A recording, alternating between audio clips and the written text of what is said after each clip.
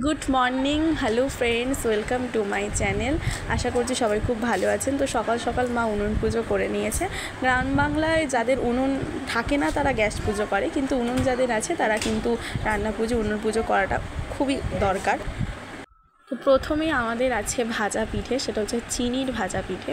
তো অনেকের গুড়ের থাকে, অনেকের চিনির থাকে, তো আমাদের চিনির আছে। তো তারপর আছে ইলিশ মাছের মাথা দিয়ে আলু দিয়ে একটা শুকনো চচ্চড়ি। এটা কিন্তু জল ছাড়া পুরো পিওর শুকনোভাবে চচ্চড়িটা করা, একদমই জল ইউজ করা যাবে না। আর এখানে হচ্ছে পায়েসটা আমি বানিয়েছি, তো পায়েস এখানে আছে।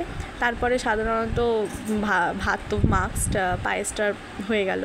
তো এবারে ভাত, মা দুটো হাঁড়িতে ভাত করেছে, একটা হচ্ছে ঠাকুরের ভাত। তো এখানে মাছ ভাজাও আছে, মাছ ভাজাটাও শেষের পথে, ভিডিওটা বানাচ্ছি শেষেরই পথে।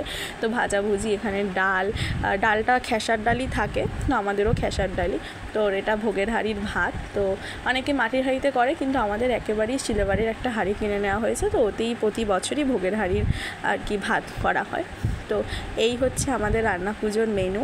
তো তোমাদের রান্না পুজোতে কী তোমাদের আছে অবশ্যই কমেন্টে জানিও।